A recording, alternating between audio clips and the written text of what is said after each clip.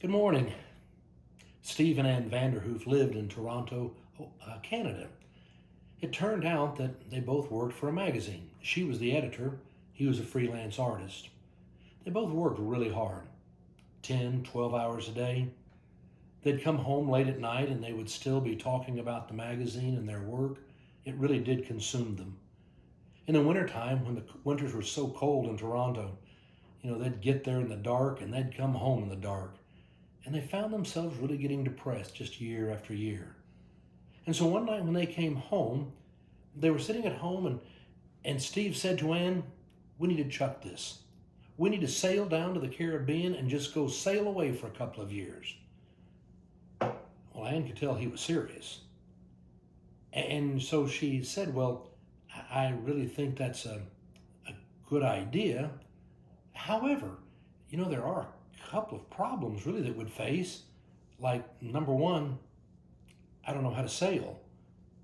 And number two, I really get afraid when the boat begins to heel.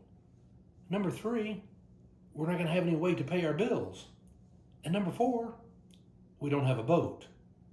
Other than that, I think it's a great idea." Well, Steve took that as a resounding yes. Let's go do it. That's kind of how men are. Anne didn't really think she had said yes, but she really hadn't said no. Steve said, "We need a 5-year plan. We can do this."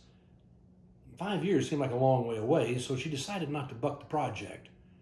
The plan was to pay down the mortgage, to rent out the house. It would generate some income, pay down the bills, take some sailing lessons.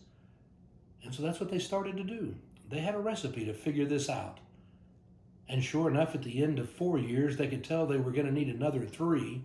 And so they made it a 7-year plan. And at the end of 7 years, the mortgage was paid off. And they'd rented the house. They had found a boat and they'd fixed it up. They'd named it Recipe, or Receta in Spanish. Since Anne loved to cook and Steve loved to eat, it seemed like a perfect thing.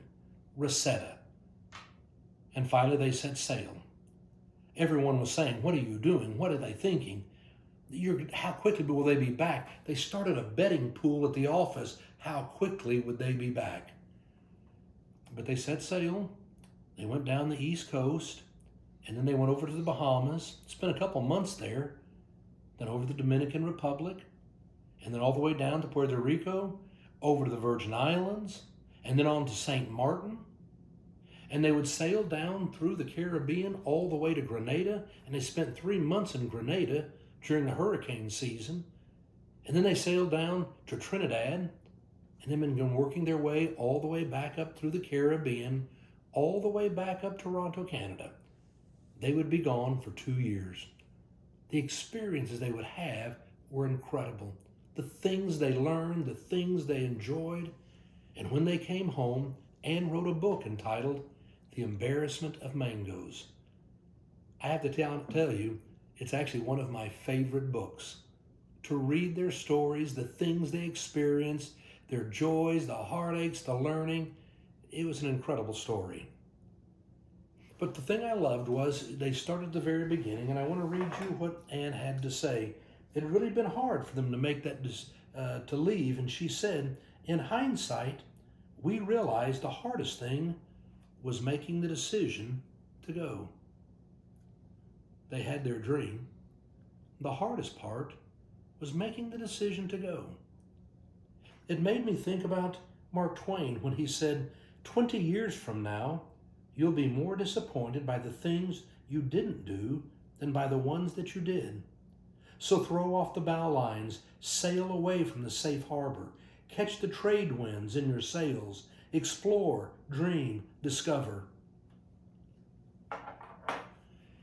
Right now during the coronavirus, when so often we've had to curtail the things we do, it's really a great time to stop and to rethink about your life. Maybe you're in your 20s and you're just beginning to dream about what you want your life to be.